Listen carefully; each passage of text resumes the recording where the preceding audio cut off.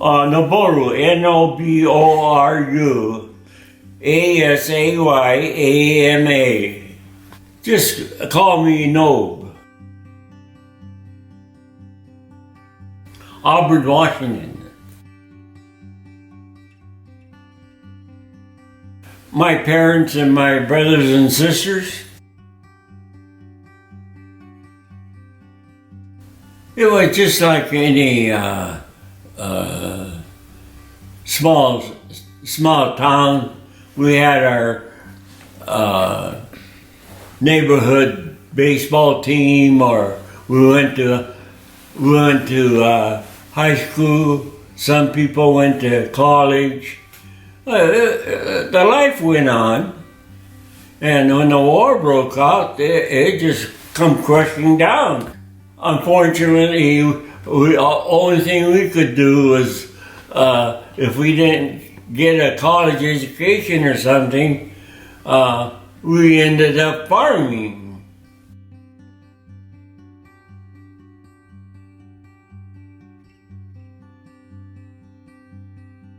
Well, there wasn't much time because I think the government was alarmed as having us out there in the open too.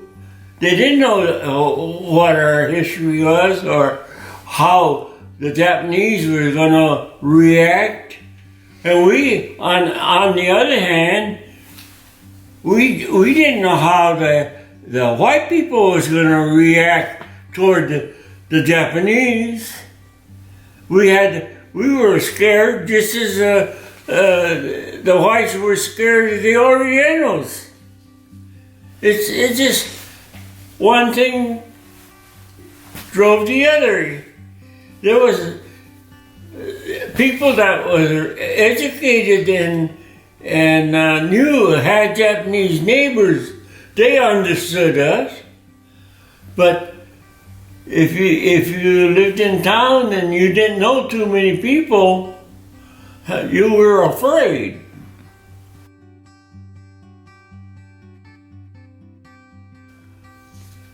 There was some discrimination, yeah, always.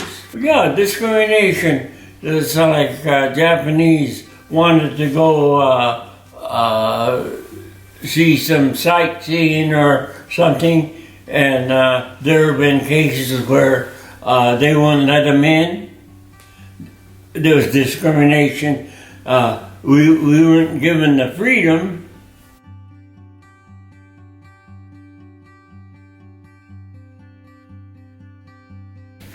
Well, they had no other choice. They didn't know us. We were more or less strangers farming out there. We were Japanese, yeah. But Americans didn't know us like we knew the Americans. We were discriminated against to start with anyway. When the war started, the Americans were more or less, they didn't understand the Japanese. They were afraid of them. And vice versa the other way around. The whites didn't know the Japanese, they were afraid of them. That's the way, in the olden days, that's the way it was. Families stuck together more. Oh, they had posters all over. They had posters in the town all over. And there was enough publicity in the newspapers, the radio. They publicized that so that we all knew what we had to do. And the Japanese had meetings. They called family meetings. They said, then the government people will come in and say, tell you this and tell you that, and you follow the instructions. And if you went into Seattle or Auburn, you know, in places where there's, we call them telephone poles, they nailed signs on a telephone pole with instructions on it, and we would go read that and follow the instructions, and we knew what we had to do. Oh yeah. They all went. Each community went to a certain place, and they ended up in the same camp. Of course, a lot of division went in later, where government tried to segregate the disloyal or the loyal. They tried. They couldn't get it perfect, but that's the way the government ran the programs.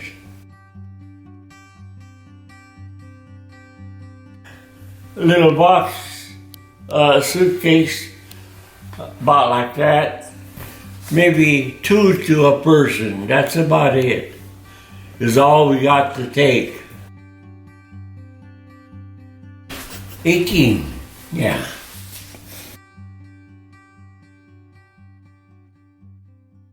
5, 6 years. We were sent first to a place called Pinedale, near Fresno. And we're going from a cool climate around the Puget Sound in Washington, between Seattle and Tacoma. And we got shipped all the way down to Pinedale, near Fresno, 5 miles from Fresno. And people weren't used to that kind of hot weather. And they issued us for mattresses just a plain sack, and you filled it with straw. They gave you a family number. In other words, they gave you some number like 1526. That was one family's family number, and then nobody else will have that number. That went with the family. And next family will have another number, and so forth. But the one number to issue to a family, nobody else will have. So it ended up that you know what family number it was. We got shipped all the way down to Fresno, see?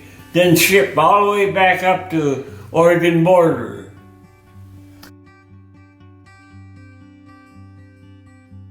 Well, all it was a single board, tar papered barracks. And it didn't hold the heat in or didn't hold the cold out. It was not a very good building, but they were barracks. I think they averaged 3 or 4 to a room, and they might have 3, 4 families in there. They'll split them up, and we didn't have walls.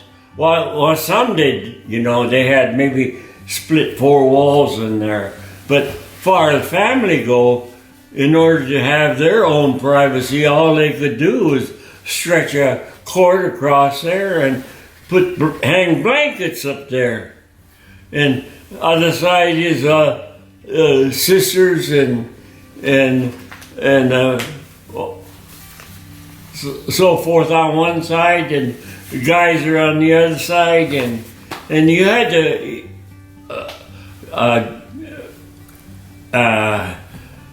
had to improvise your own privacy. Nobody had the furniture. What furniture we ended up with was what we bought lumber and nailed it together, or you picked up an orange crate and made a little shelf out of it, or everything is improvised. You had to use your own imagination. The government never gave you anything. I did. I got a job running in issuing trucks and cars and so forth for the movement in the camp.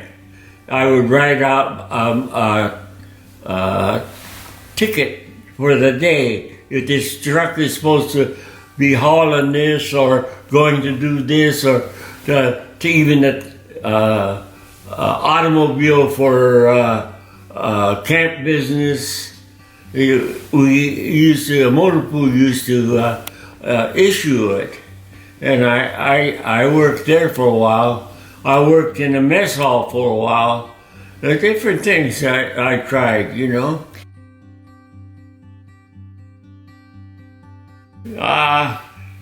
Maybe playing Hana, Japanese card, or poker, blackjack, things like that. Or younger guys were playing baseball or football or something like that. We improvised quite a bit.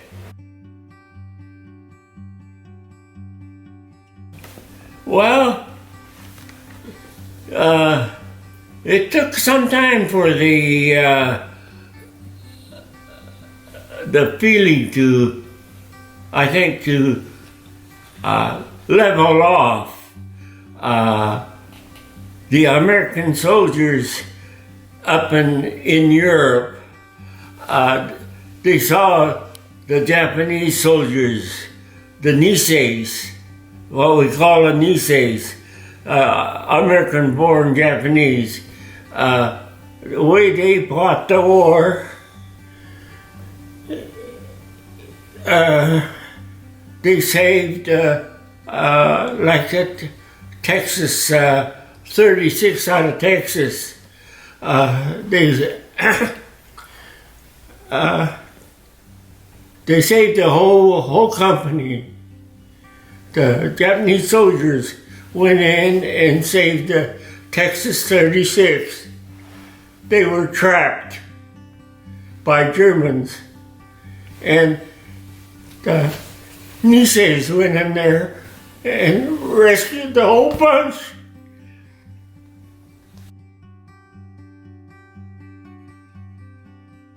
I myself, being the oldest boy in the family, they more or less expected me to stick by the folks and look after their welfare. I think that held me back from doing a lot of things that I had in mind. I couldn't leave my folks flat. I had to stick with them. That rules a lot of things.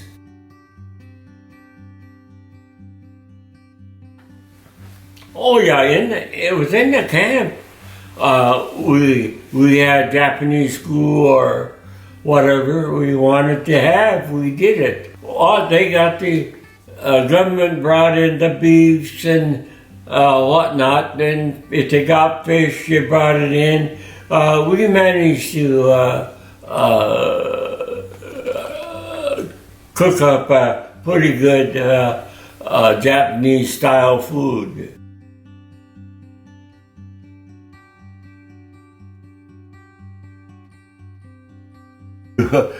We didn't have our freedom. We were locked up in camp. You couldn't get out. Like I say, one fellow that I knew, he come back to camp from working on the farm, and he got off the truck he was hanging on the side of the truck and he jumped off. The soldier, he got scared and he pulled the trigger. And this poor Japanese guy, he got a big hole blown in his head guts. Killed him right there. You know, things like that happen because we had a fear, they had a fear. You both sides have fear. You're looking at each other and you didn't know what to expect. That's why the unexpected happened. The guy, Japanese guy, he's not thinking either. He was hanging on the running board, and when the truck stopped, he jumped off. When he jumped off, the soldier got scared and pulled the trigger. So, who's wrong? You see, those are the kind of things that do happen. It's just, well, you could blame the soldier, but it just, under the circumstances, you just have to release that, I guess. I don't know what happened myself. But I know the guy died anyway. Well, it's the same thing. It's vice versa, either way. You don't trust the soldier don't trust the Niseis, and you're always under the gun. But you don't have that feeling now. I'm glad of that. No, I didn't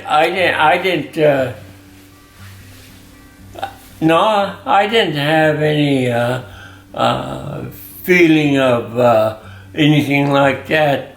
And it was, war was something that came on, not because of us, not because of the Americans. It's just Japan and the United States got in an argument and they shot each other, that's all. That's the only way you can look at it.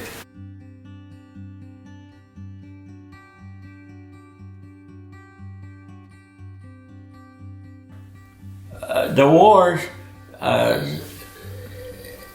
educated the people more how everybody had to live together.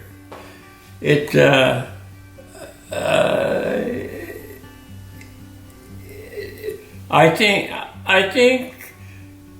think Americans, United States as a whole, they didn't expect what they got from the Niseis. The Americans learned what the Niseis were. I didn't volunteer, but unfortunately, but I think the Japanese and United States, Hawaii, you know, they all volunteered and joined the army. There was enough Japanese kids that volunteered in the American Army, and I think through history it shows how brave and how they fought. A lot of battles where all Japanese groups went in there and they fought and they come out heroes. Japanese proved out to be super soldiers.